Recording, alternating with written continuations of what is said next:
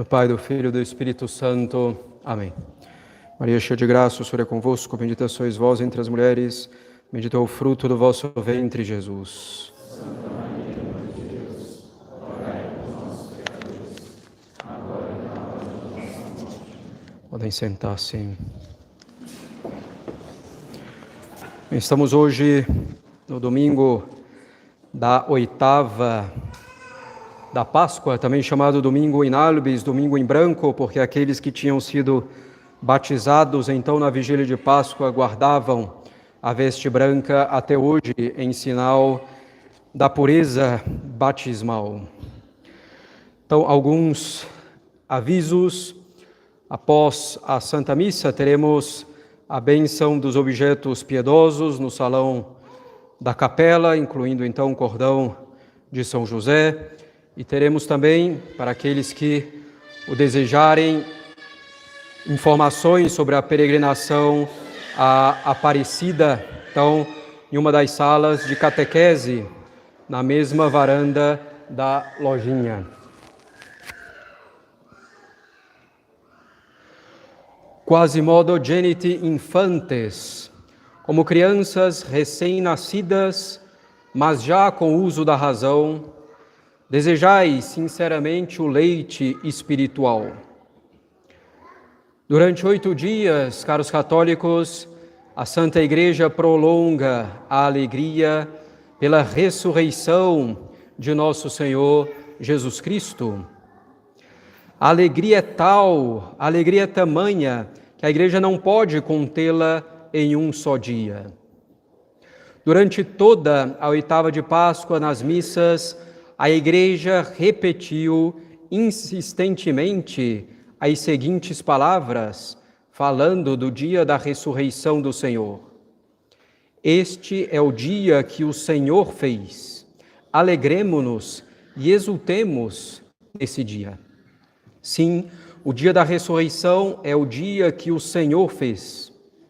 É o dia, caros católicos, da nova criação. Não é que Deus tenha criado novos céus e novas terras no dia da ressurreição. Não, nesse dia Deus criou um homem novo, um homem capaz de vencer o pecado, a morte e o demônio. Com a morte de Cristo, podemos então, cada um de nós pode efetivamente morrer para o seu próprio velho homem, para o pecado, e podemos nascer um homem novo e jovem. Jovem não pela idade, mas pela graça, pela virtude. A alma que vive na graça é, com efeito, uma alma sempre jovem, na medida em que é generosa para com Deus, na medida em que tem prontidão da vontade em servir a Deus. Devemos então, caros católicos, ter uma alma jovem, não no sentido de que um idoso ou uma pessoa madura deva se comportar como inconsequente ou de maneira inadequada para a sua idade e condição, mas no sentido de que devemos ter grande generosidade e prontidão para servir a Deus em todas as coisas. A vida sobrenatural é uma vida que não envelhece nunca, é uma participação da própria vida divina, que é uma vida eterna. Já o pecado é uma vida que nos faz envelhecer e envelhecer rapidamente espiritualmente. São Pedro, de quem são tiradas as palavras do introito, caros católicos, vai ainda além e diz que devemos ser como crianças recém-nascidas. Portanto, morrendo para o pecado com Cristo na cruz, devemos renascer para a vida da graça, para a vida da virtude com Ele na ressurreição. Devemos então ser como crianças recém-nascidas, mas já com uso da razão, nos diz São Pedro. Ou seja, devemos ser como os recém-nascidos, não para fazer o que quisermos irracionalmente, mas para buscar com sinceridade e simplicidade a doutrina de Cristo, que é o leite espiritual. Devemos ser como recém-nascidos para nos entregarmos e nos abandonarmos inteiramente a Cristo, a sua doutrina, a sua providência, com toda a confiança. Como recém-nascidos que reconhecem totalmente a sua dependência. Dependência de Deus nessa infância espiritual. E é acreditando, caros católicos, na doutrina de Cristo, é acreditando naquilo que nosso Senhor nos ensinou, que seremos salvos, que teremos uma vida nova aqui na terra e a vida eterna no céu, como nos diz São João no final do Evangelho de hoje. É acreditando em Jesus Cristo que poderemos vencer o mundo.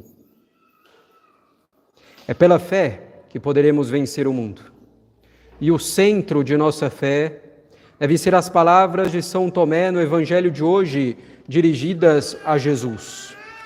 Meu Senhor e meu Deus. A base da nossa fé, caros católicos, é a divindade de nosso Senhor Jesus Cristo. Jesus Cristo é verdadeiro homem e verdadeiro Deus.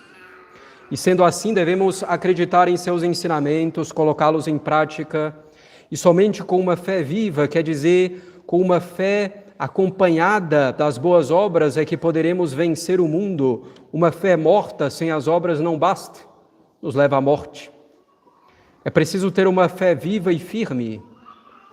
Caros católicos, não é um sistema político, não é um político, não é uma personalidade, não é uma forma de governo, não é uma filosofia qualquer que vencerá o mundo. É a Igreja Católica, com a fé que ensina aos homens, que deve permear todas as ações humanas. É a Igreja, com a fé católica, que vencerá o mundo. O que transformou a antiguidade pagã na civilização cristã foi a Igreja, a fé católica dos mártires, dos confessores, das virgens, das pessoas simples e importantes, das famílias, a fé do anônimo como a fé do homem público. Foi a fé dos grandes santos que cultuamos hoje sobre os nossos altares, mas também a fé de tantos outros que ficaram esquecidos nos séculos passados. A fé que os levava a querer restaurar tudo em Cristo, a fé que os levava a desejar e agir pelo reinado de Cristo na sociedade. É essa fé que faz que vençamos o mundo. Mas como é grande, caros católicos, a tentação do desânimo diante do mundo em que vivemos. Alguns poderiam dizer, é tão difícil ser católico, evitar as ocasiões de pecado, educar bem os filhos, evitar as diversões pecaminosas, que são inúmeras. Não é fácil agir com caridade para com todos os nossos próximos, incluindo os nossos inimigos. Tantas cruzes que existem porque somos católicos, quantas cruzes porque temos que nos indispor, às vezes mesmo no seio da família, em virtude de nossa fé. O mundo parece nos apresentar tantas facilidades, tantas alegrias, uma vida tranquila, nos diz o mundo. E então desanimamos.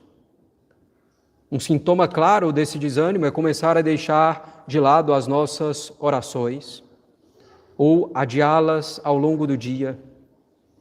Outro sintoma mais generalizado, a preguiça espiritual, quer dizer, a preguiça para se dedicar às coisas de nossa santa religião. Ainda outro sintoma, claro, a entrega cada vez maior a diversões e distrações ou simplesmente a entrega à perda de tempo. No início, uma entrega imoderada a diversões e distrações lícitas, passando pouco a pouco a diversões ilícitas, que vão crescendo e que se opõem cada vez mais à fé e à moral católicas. E pouco depois, caros católicos, passaremos a pensar como vivemos, isto é, de modo cada vez mais afastado de Deus. E poderemos então nos perguntar por que continuar sendo católicos? Por que continuar tendo a fé católica e sofrer por causa disso?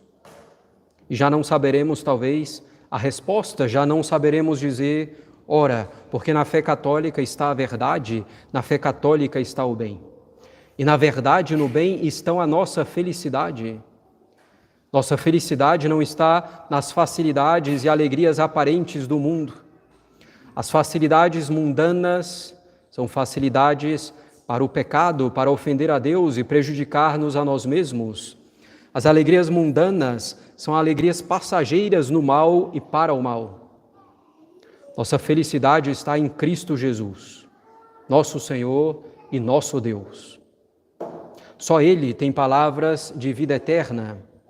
As cruzes e os sofrimentos dessa vida são nada, caros católicos, comparadas às alegrias do céu. Alegrias que alcançaremos se tivermos uma fé viva, isto é, uma fé que se traduz em obras e que evita o pecado. Não se pode nem se deve desanimar. É preciso, ao contrário, continuar com ânimo, com a alma jovem, porque fundada em Deus. Jovem, porque encontra em Deus a força para vencer o mundo. As dificuldades existem e não são poucas, mas se nosso Senhor sofreu tanto antes de seu triunfo, antes de sua ressurreição, por que nós, pobres pecadores, não deveríamos sofrer? E devemos então procurar sofrer com alegria profunda na alma. É nosso Senhor quem o diz. Bem-aventurados sois vós, quando vos injuriarem, vos perseguirem e mentindo disserem todo o mal contra vós por causa de mim. E continua, alegrai-vos e exultai, porque é grande a vossa recompensa no céu. Portanto, não devemos desanimar, não devemos perder a coragem nem a alegria de sermos católicos. Como nos diz a epístola de hoje, devemos continuar a festa da Páscoa em nossa vida, em nossos costumes. Devemos continuar a festa da Páscoa mantendo a fé, pois a Páscoa, a ressurreição, é a festa da fé por excelência. Devemos continuar a festa da Páscoa mantendo a alegria própria da Páscoa, que é a alegria de morrer para o pecado e de viver em Jesus Cristo. Com efeito, caros católicos, tendo vivido bem as cerimônias do Tríduo e do Domingo de Páscoa, com a sua beleza, a profunda expressão da verdade, com a clara manifestação e percepção, então, de nossa parte, da bondade de Deus, no Tríduo e no Domingo de Páscoa, com tudo isso, nos invade um desejo de não mais pecar, nos invade claramente a ideia da vaidade, da inutilidade do pecado. Isso acontece também, eventualmente, em outros momentos de nossa vida em que vemos com tanta ou com maior clareza a verdade e o bem, a bondade de Deus e o seu amor para conosco, no momento de eventual consolação. Mas passada a sensação, devemos guardar na nossa alma essa verdade da bondade de Deus, do seu amor por nós, para viver conforme, sempre renovando em nós. Precisamos, caros católicos, imprimir em nossas almas as palavras de São Paulo. Combati o bom combate, guardei a fé. Fidem servavi, guardei a fé. Que grande será a nossa alegria quando, na hora de nossa morte, pudermos dizer essas palavras. Fidem servavi, guardei a fé. Guardei o maior tesouro que existe, a fé, e uma fé viva, em amor a nosso Senhor Jesus Cristo, em união a nosso Senhor Jesus Cristo. Essa fé nos fará vencer o mundo, essa fé nos trará a felicidade nesse mundo e a vida eterna, a felicidade eterna com Deus no céu. Guardemos a fé e a fé viva, caros católicos, protegendo-a como um verdadeiro tesouro e fazendo multiplicar essa fé em nossa alma. Em nome do Pai, do Filho e do Espírito Santo. Amém.